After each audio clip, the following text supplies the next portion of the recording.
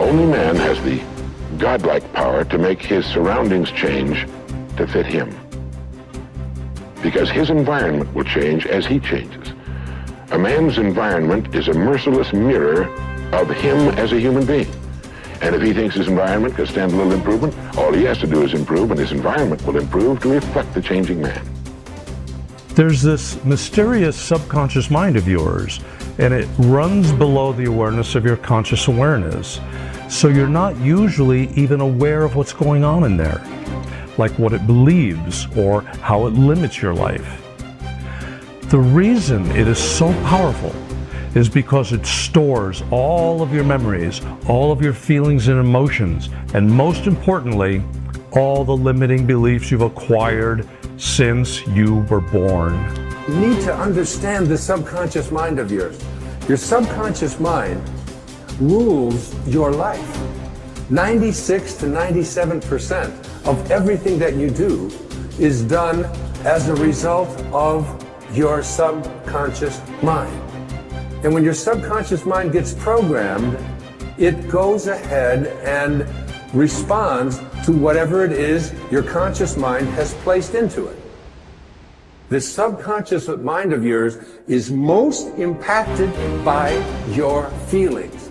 A change of feeling is a change of destiny. I think that we define reality with our senses, and I think that is one of the biggest illusions. So the fundamental question is, can you believe in a future that you can't see or experience with your senses yet, but you've thought about enough times in your mind that your brain has literally changed to look like the event has already occurred? Now, the latest research in plasticity says that's absolutely possible. And can you select a new possibility in the quantum field and begin to emotionally embrace that future every single day to such a degree that your body, as the unconscious mind, the objective mind, does not know the difference between the experience in your life that's creating the emotion and the emotion that you're fabricating by thought alone, to the degree that you begin to signal new genes and new ways to change your body to look like the experience has already happened. Begin to act as would the person you most want to become. Now that is, if you were already in possession of the goal you're shooting for, how would you conduct yourself in all of your affairs? Well, do it now, and tomorrow, and the next day. Begin now to act the part of the person you most want to become, and you'll end by becoming that person. Subtly, in little ways, in the way you dress, in the way you talk, in the unfailing courtesy you show to every person with whom you come in contact. Begin to act the part of the person who has already achieved that which you're shooting for. The German philosopher Goethe gave us the secret when he said, before you can do something, you must first be something. When you behave like the person you most want to become, the things that person would have will tend to come to you. It's simply cause and effect. Don't be in too big a hurry. It takes longer to build a skyscraper than a chicken coop. Build slowly, steadily, and well. Then when you make it, you'll keep it. You'll stay on top. Your self-concept is your operating system. Everything that you produce on the outside is determined, modified, affected in some way by your self-concept. You cannot change what is being produced on the outside without changing your operating system. You always perform on the outside based on how you think on the inside. Now there are laws. The law of belief says that your beliefs become your realities. But the things that you believe may not necessarily be true. However, if you believe them intensely enough, they will become true for you.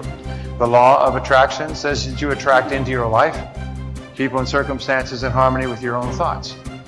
And your own thoughts may be positive or negative. They may be uplifting or depressing, but whatever, you'll attract people and circumstances just like them.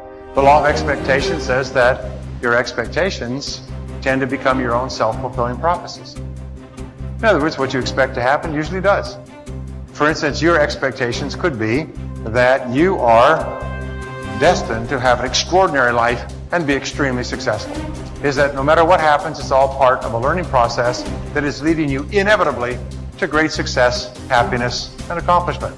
And if you absolutely expect that to be true, if that's your fundamental belief, then over time that will become true. You'll be able to throw off the ups and downs of life. You'll be able to ignore the negative influences around you. If you confidently expect to be a great success, then by gum, you sure will be. No matter what people tell you, you just say, well, it'll be all right. Everything will work out fine. And we know that an attitude of confident expectation is a hallmark of highly successful people. They just expect to succeed more than they fail. They expect to keep making progress. They just confidently expect it. And surprise, surprise, your expectations affect your realities.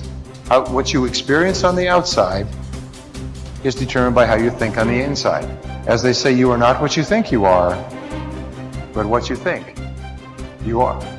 Here's 2 excellent questions to jot down. And this is for mature people now, because these are kind of tough questions, especially one. Here's the first question. What's got you turned on? That's a good list to make. Here's what's got me turned on. Here's what's got me up early, staying up late, maximizing my abilities all day long. Here's the list of what's got me turned on. Now here's the next question. What's got you turned off? How come you don't have the zest and the vitality and the appetite for daily accomplishment? I started making a list of the things that had me turned off. And once I got that settled and then started making a list of what had me turned on and what would turn me on in the future, my life has never been the same. It was like a revolution, a personal revolution, a 180-degree turn. I can't say it's strong enough. It's easy to get lazy in designing the day and designing the year and designing the future and designing what you want to accomplish and just cross your fingers and hope it'll all work out, that the favorable winds will blow it all your way. I'm telling you, it's not going to happen. So this is part of the exercise. It's just, buckling down, making this list. And you got to continue this long after we've, turned out the lights and we've all gone home. Keep this up. And one of the best ways to keep it up, I've already covered yesterday, is what?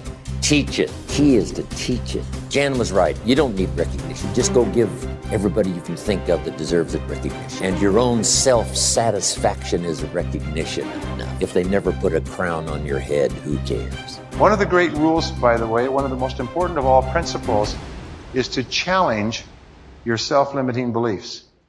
You see, we are all plagued by self-limiting beliefs. Beliefs that we tell ourselves, things that we tell ourselves to hold ourselves back. We hold ourselves back with self-limiting beliefs. We tell ourselves that we're limited in some way, when in reality, not true at all. In fact, Ernest Holmes, the great metaphysician, once said that all negativity is rooted essentially in the frustration of potential. People feel that they're capable of doing vastly more. Nelson Mandela said, our great problem is not that we feel that we are powerless, but that deep down inside we feel that we are powerful beyond measure. Which brings us to all performance, all improvement in personal performance begins with an improvement in your self-concept, in your beliefs about yourself. Good thinkers always prime the pump of ideas.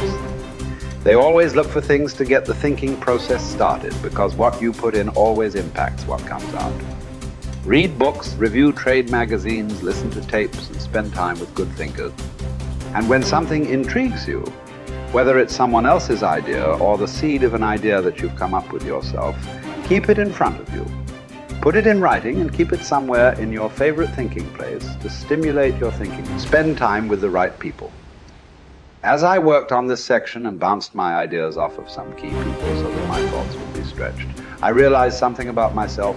All of the people in my life whom I consider to be close friends or colleagues are thinkers.